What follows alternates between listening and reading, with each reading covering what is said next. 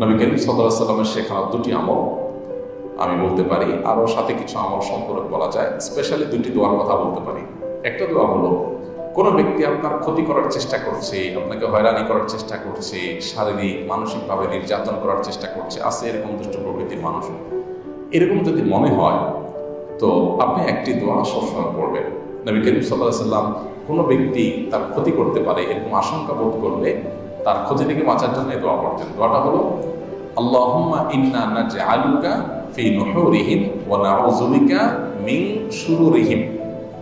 আল্লাহুম্মা ইন্না নাজআলুকা ফি নুহুরিহিম ওয়া নাউযু বিকা মিন শুরুরিহিম।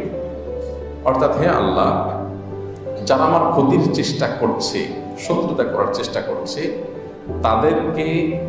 তাদেরকে উপযুক্ত শাস্তি দিয়ে দমন করার জন্য, তাদেরকে শেষ করার জন্য আমি আপনার কাছে দায়িত্ব অর্পণ করলাম। আপনি মেহেরবানি করে আমার হয়ে আপনি তাদেরকে উপযুক্ত শাস্তি দিন, তাদের থামিয়ে দিন, তাদেরকে দমন করুন, তাদের শেষ করুন।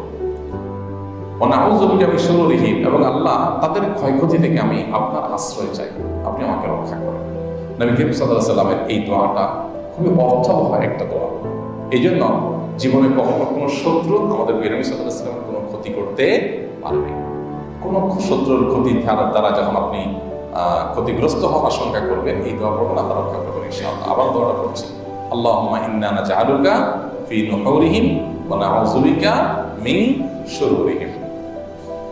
আর আরেকটা দোয়া আছে যেটা কোরআনে বর্ণিত হয়েছে, যেটা উহুদ যুদ্ধের পর গজওয়ে আমরাউল আসাদের সময় মুনাফিকরা, মদিনার মুনাফিকরা মুসলমানদের মধ্যে একটা ভয় ঢুকাই দিল যে মক্কার মুশরিকরা তারা আবার সমবেত হচ্ছে এবং তোমাদেরকে সর্বগ্রাসী আক্রমণ করে শেষ করে দিবে। এমনিতে মুসলমানরা উহুদ যুদ্ধে নবী করিম সাল্লাল্লাহু আলাইহি ওয়াসাল্লামের একটা গাইডলাইন থেকে একটু গোছের ভুল থেকে সরে যাওয়ার কারণে যখন পর্যদস্ত হয়েছে, ৭০ জন সাহাবী শাহাদাত বরণ করেছে, অনেকে আহত হয়েছে, স্বয়ং নবী করিম সাল্লাল্লাহু আলাইহি ওয়াসাল্লামের দাঁত মোবারক ভেঙেছে, রক্তাক্ত হয়েছে, অনেক সাহাবীরা আহত হয়েছে, অনেকে শাহাদাত বরণ করেছে। এরকম নানাভাবে পর্যদস্ত এবং কঠিন একটা সময় যখন মুনাফিকরা এসে মুসলমানদেরকে আবার ভয় দেখাতে লাগলো যে আসছে আসল বড় আক্রমণ, যাতে মুসলমানরা মানসিকভাবে একদম ভেঙে পড়ে।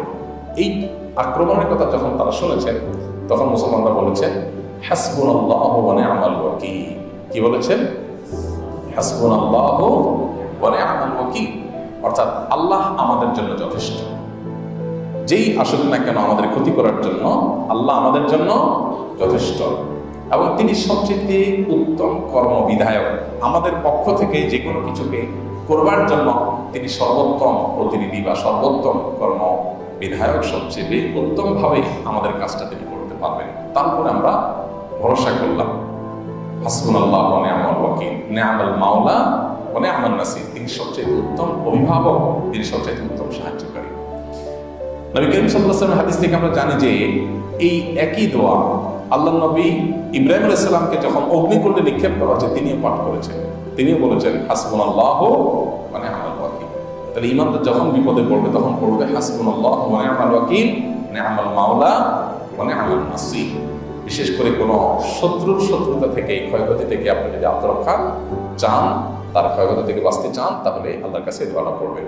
হাসবুনাল্লাহর জায়গায় হাসবি আল্লাহ পড়া যায়। হাসবি আল্লাহ মানে আল্লাহ আমার জন্য যথেষ্ট, আর হাসবুল্লাহ মানে আল্লাহ আমাদের জন্য যথেষ্ট। তো একটা এক বছর, একটা বহু বছর। হাসবি আল্লাহ ওয়া নি'মাল ওয়াকিল, নি'মাল মাওলা ওয়া নি'মান নাসির। তাহলে শত্রুর ক্ষয়ক্ষতি বাঁচার জন্য যে আল্লাহুম্মা ইন্না নাজআলুকা ফি নুহুরিহিম ওয়া নাউযু বিকা মিন শুরুরিহিম, আর হাসবি আল্লাহ ওয়া নি'মাল ওয়াকিল, নি'মাল মাওলা ওয়া নি'মান নাসির, এই দুটি দোয়া পড়বেন। এর বাইরে দুরূদ এবং ইস্তিগফার নিয়মিত করতে থাকেন, ইনশাআল্লাহ আশা করা যায় আল্লাহ তাআলা হেফাজত করবেন।